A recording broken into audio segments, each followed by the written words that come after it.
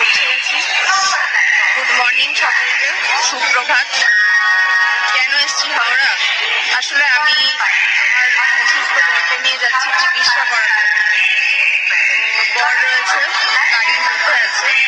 আমি একটু গাড়ি থেকে বেরিয়ে দাঁড়ালাম, এতক্ষণ আমার কোলেই শুয়েছিল, বেশিক্ষণ বুঝতে পারছে না, তার জন্য ও একটু শুয়ে রয়েছে গাড়ির মধ্যে। আমি একটু বেরিয়ে দাঁড়ালাম, আবার ওর কাছে যাবো, তারপর ট্রেন আসলে ট্রেনে তো তোমরা সঙ্গে থাকো, দেখতে থাকো। এই ভিডিওটা আমি তখনই আপলোড করবো যখন আমার বর একেবারে পুরোপুরি সুস্থ হয়ে যাবে বা খানিকটা সুস্থ হয়ে যাবে। এবার তোমাদের সাথে বলি আমরা কোন ট্রেনে হায়দ্রাবাদ বা সিকান্দ্রাবাদ গেছিলাম। অ্যাকচুয়ালি সিকান্দ্রাবাদ হচ্ছে হায়দ্রাবাদের পুরনো ভার্সন। তো ওখান থেকেই হায়দ্রাবাদের ডাইরেক্ট কোনো ট্রেন যায় না, সবাইকে সিকান্দ্রাবাদেই নামতে হয়।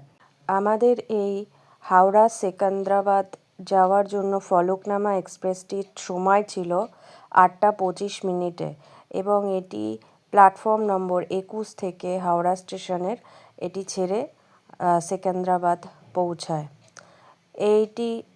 এই ট্রেনটি মোট প্রায় 1.5 থেকে 2 দিন সময় লাগে পৌঁছাতে এবং ট্রেন কিন্তু আমাদের ছেড়ে দিয়েছে। এবারে বলি, হায়দ্রাবাদের এবারের সফরে কিন্তু আমাদের মেয়েকে আমাদের সঙ্গে নিয়ে নিই, কারণ ওর বাবা চিকিৎসা করানোর জন্যই আমরা হায়দ্রাবাদ যাচ্ছি। কথা বলতে বলতে প্রথম স্টেশন খড়গপুর পৌঁছেও গেছি, দেখতেই পাচ্ছ। তারপর ভদ্রক পৌঁছালাম এবং ট্রেনটা কিন্তু যথেষ্ট ফলকনামা এক্সপ্রেস, ভালোই সুপারফাস্ট এক্সপ্রেস, যেহেতু খুবই ভালো মানে যাচ্ছে, ট্রেনটি একটুও ভোগায়নি। দেখতে দেখতে দুপুর হয়ে গেল এবং আমাদের লাঞ্চ আমি বাড়ির থেকেই নিয়ে এসেছিলাম, অয়েল ফ্রি শুকনো পরোটা, তার সাথে আলুর দম, কড়াইশুঁটি দেওয়া আর স্যালাড। তো এই ছিল আমাদের দুপুরের লাঞ্চ এবং সঙ্গে থালাও কিন্তু কিনে এনেছিলাম, প্লাস্টিকের থালা। তো আমরা দুজন এতেই খেয়ে নেব এবং খেয়ে দিয়ে নিয়েছি। আমরা খেয়ে দিয়ে নিয়ে আমরা আবার একটু জানলার বাইরে প্রাকৃতিক দৃশ্য দেখতে দেখতে ট্রেনটিও এগোচ্ছে, আমরাও এগোচ্ছি। তো এইভাবেই তোমাদেরও দেখাই কিভাবে বাইরের দৃশ্যটা কতটা সুন্দর, কারণ এখন উড়িষ্যা ক্রস করছে ট্রেন, আস্তে আস্তে এগোচ্ছে।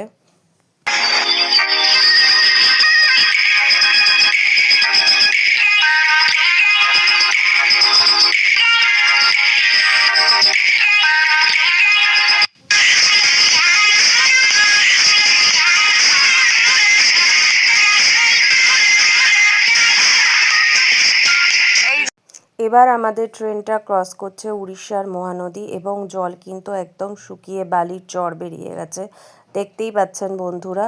এবং দেখতে দেখতে আমাদের ট্রেন কিন্তু ক্রস করছে উড়িষ্যার বিভিন্ন রাজ্য এবং এখন কিন্তু উড়িষ্যারই এক রাজ্যের একটা স্টপেজে দাঁড়ালো। তারপরে আবার ট্রেনটা এগিয়ে যাচ্ছে আস্তে আস্তে। প্রাকৃতিক সৌন্দর্য উপভোগ করতে করতে আমরা কিন্তু এগোচ্ছি। যেহেতু শীতকাল, সেহেতু মাঠের ধান কাটা হয়ে গেছে এবং মাঠটা কিন্তু যথেষ্ট ফাঁকা ফাঁকা লাগছে।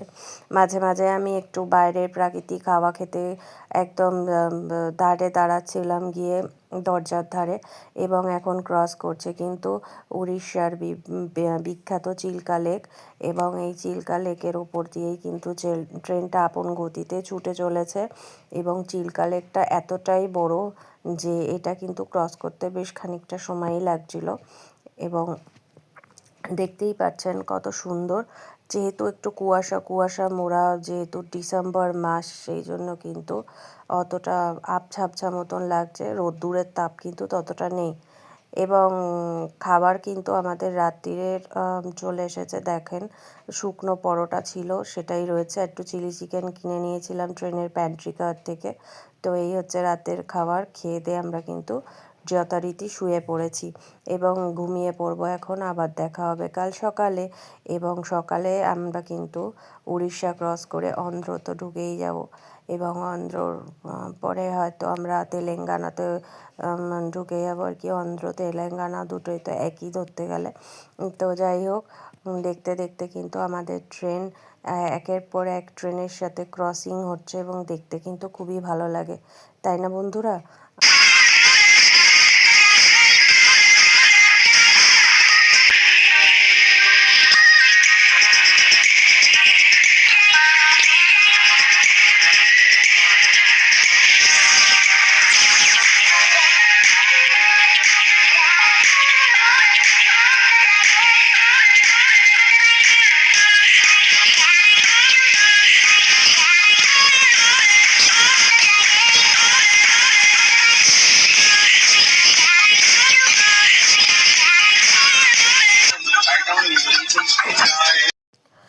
আমরা ক্রস করছি তেলেঙ্গানারই বিভিন্ন রাজ্য এবং আর কিন্তু বেশি দেরি নেই আমাদের সেকেন্দ্রাবাদ পৌঁছাতে বন্ধুরা।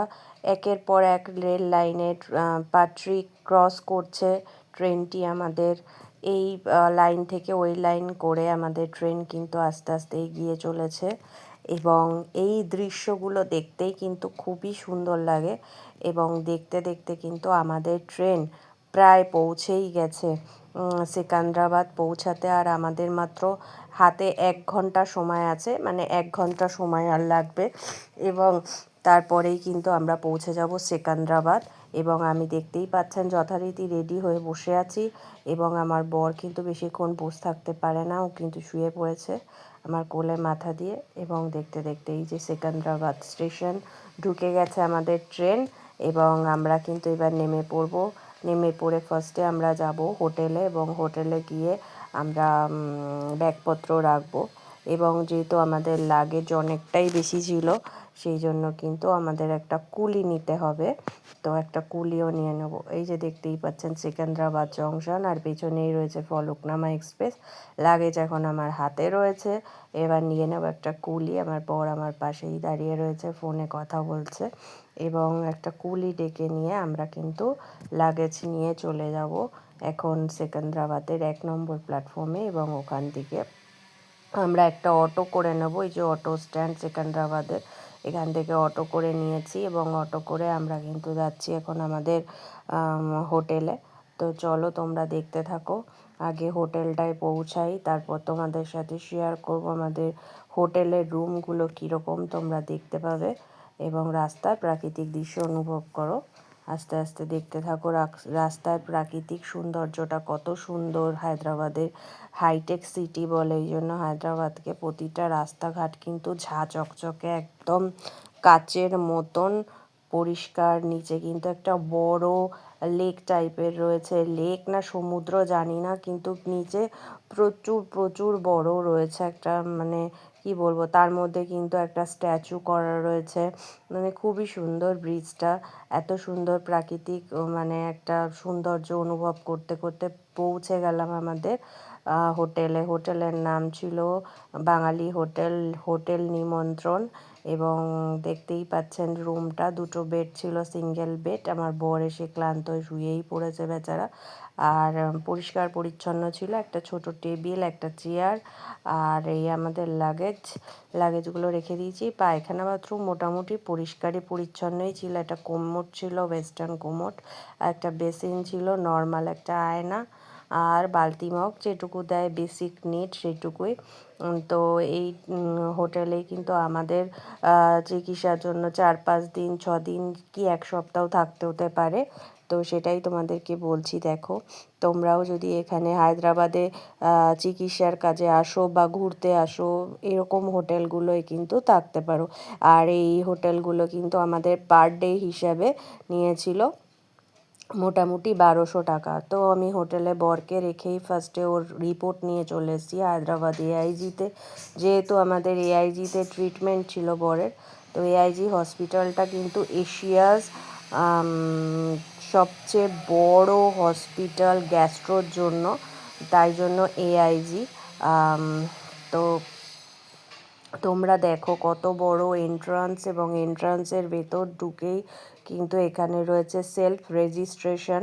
তো প্রথমে আমি কিছু জানতাম না, আমি ফার্স্টে হেল্প সেন্টারে গিয়ে সব কিছু জেনে টেনে তারপরে ওখান থেকে আমি এই সেলফ রেজিস্ট্রেশন, যেখানে এখান থেকে সেলফ রেজিস্ট্রেশন করব। এটি দেখতে অনেকটা এটিএম মেশিনের মতন, যেখানে তোমার ডেট অফ বার্থ, অ্যাড্রেস সব কিছুই রেজিস্ট্রেশন করতে হয়, মোবাইল নাম্বার, আধার কার্ডের নাম্বার, সমস্ত কিছু ডকুমেন্টস দিয়ে।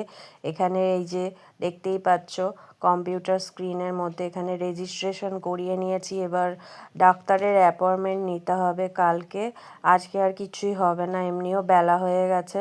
তো এখন যাচ্ছি আমি আবার হোটেলে, যেহেতু বর রয়েছে হোটেলে, ওই হোটেলেই যাচ্ছি। ওখানে গিয়ে আমরা দুপুরের খাওয়া দাওয়া করে একটু রেস্ট নেব।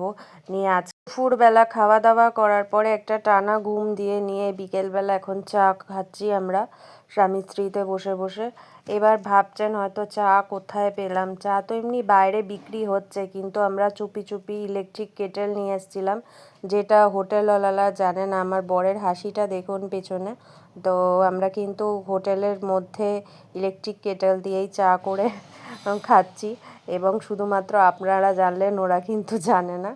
তো এই চা করে দুজনে খেয়ে দিয়ে নিয়ে তারপরে রাত্রে দেখি একটু পারলে সিদ্ধ ভাত করবো বা যা হোক কিছু করব, আলু ঠালু সবই নিয়ে এসেছি। দেখা যাক কী করি রাত্রে, দেখতে থাকুন। আর এইবার চাটা খেয়ে নিয়ে তারপরে একটুখানি বসে রেস্ট নেব। এই যে আমার মাল্টি কুকার দেখতে পাচ্ছেন, এটাতেই আজকে রান্না করব আলুর তরকারি। এই যে কড়াইশুঁটি আলুর খোলা ছাড়িয়ে নিয়েছি দেখতে পাচ্ছেন। এই দিয়ে রাত্রে খাবো আজকে মুড়ি আর শসা পেঁয়াজ লঙ্কা সবই কুচিয়ে নিয়েছি, তরকারি হয়েও গেছে। তো রাত্রে জাস্ট এই মুড়ি ফুড়ি খাবো। দুপুরবেলা তো হোটেলের বাতি খেয়েছিলাম, তো খেয়ে দিয়ে কিন্তু আমি শুয়ে পড়বো। তো বন্ধুরা, আমাদের কিন্তু খাওয়া দাওয়া হয়ে গেছে, এখন ঘুমিয়ে পড়ছি আমরা। আবার দেখা হবে নেক্সট ভিডিওতে।